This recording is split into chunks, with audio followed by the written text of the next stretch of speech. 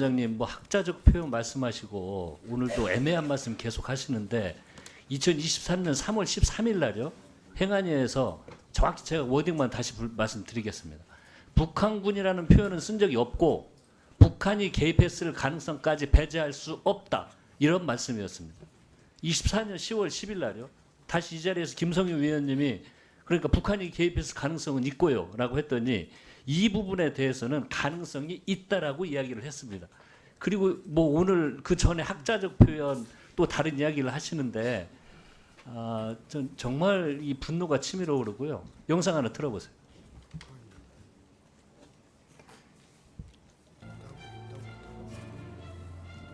광주 시민 여러분, 지금 우리 형제 자매들이 죽어가고 있습니다.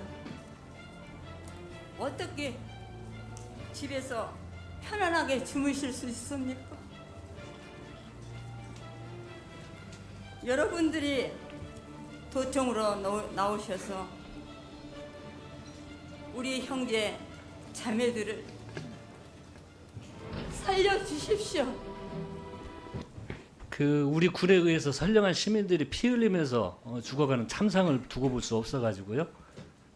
가두방송에 나섰던 전옥숙 씨, 그때 당시에 무용을 전공한 30대였습니다. 그다음에 난파 간첩 누명을 쓰고 조작을 당해서요. 고문을 어떻게 당했냐면요. 허벅지에 송곳으로 찔러대가지고 예, 잘 알고 있습니다. 수없이 찔려서 고문을 당했습니다. 15년형을 선고받았고요. 고문 후유증과 죄책감에 시달리면서 끝까지 역사적 왜곡에 맞섰던 부분입니다. 이런 고통을 지금 이 시대에 다시 이야기를 해야 된다는 게 너무 가슴이 미어집니다. 우리 PPT 한번 보죠. 저는 김윤정의 발언에 대해서 정말 분노를 느낍니다. 5.18은 정치 군인이 우리 국민을 학살한 사건입니다. 사람이 죽었고요. 그리고 그 상처가 지금 아물지도 않았습니다. 그리고 방금 전에 말씀드린 것처럼 지금 2024년에 북한이 개입해서 가능성까지 배제할 수 없다라는 이야기를 놓고 논쟁을 벌이는 것 자체가 저는 서글픕니다. 왜 그러냐면요.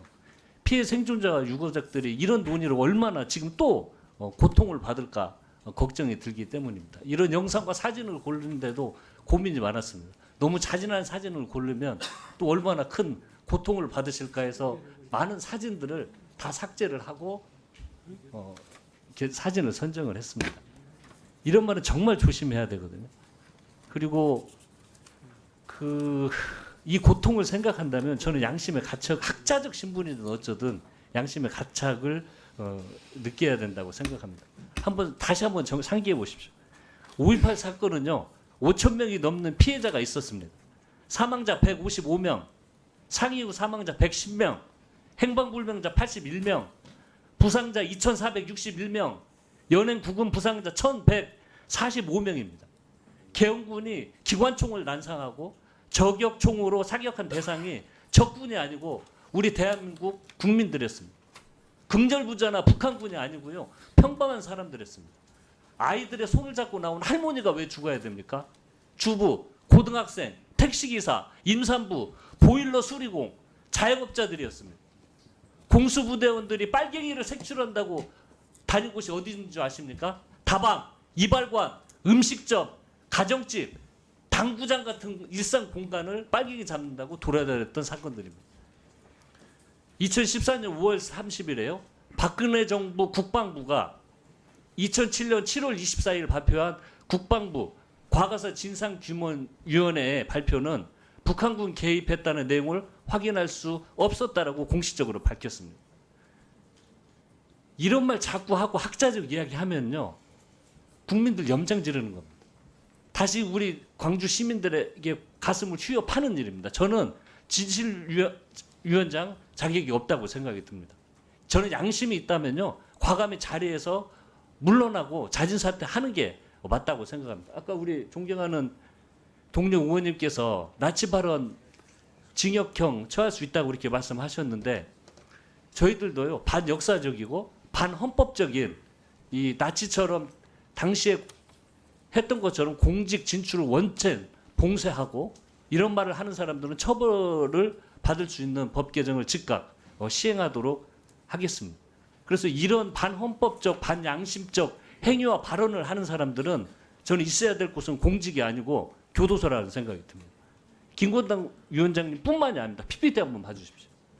제가 정말 화가 나는 게 어떻게 뽑아도 골라도 이런 사람들만 뽑습니까?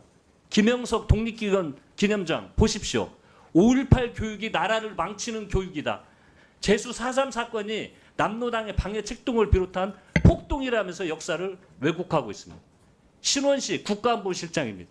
5.18 특별법 통과를 두고 좌파의 교무한 담론과 공작에 보수 쪽에서 세뇌를 당한 것이라고 주장합니다. 김문수 고용노동부 장관은 일제강점기 선조들의 국적이 일본이라고 합니다. 정말 저는 요즘 나라가 어떻게 되어가고 있는지 모르겠습니다. PPT 한번 또 띄워줘 보세요. 국가 정통성을 부정하고 이념적으로 편향된 극단주의자들이 한 트럭이라 나열하기도 힘듭니다. 외교부 장관, 통일부 장관, 국사편찬위원장, 또 역사의 왜곡의 사명을 띠기라도 했듯이 대한민국의 정통성을 앞장서서 부인하고 있습니다. 이러니 국민들이 분노할 수밖에 없습니다. 근데 못 느끼시는 것 같아요. 더 심각한 문제는.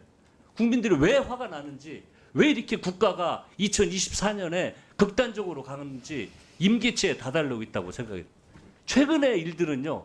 최근 인사가 이렇게 일어나고 있는데 국민들이 볼 때 명품 수수 관련된 것은 처벌 규정이 없다. 도이치모터스 주가 조작 공범 정황은 드러나도 불기소. 공천 개입 의혹 처벌 규정이 없다. 이런 식의 국정 운영을 또 국민들은 보고 있습니다. 정말 화가 나는 겁니다. 저는 이게 최근 들어서 윤석열 정부는 전면적으로 국정 쇄신하지 않으면요. 아주 위험한 상황으로 갈 거라고 생각이 듭니다. 여기서 모든 공직자 여러분들도 지금 이 국민적 여론과 분노에 귀 기울여야 됩니다. 지금 쇄신하지 않으면 정말 민심의 바다는 다시 배를 엎을 수도 있다는 걸 이번 이 시기에 국정 후반기에 들었으면서 명심들 하시기 바랍니다.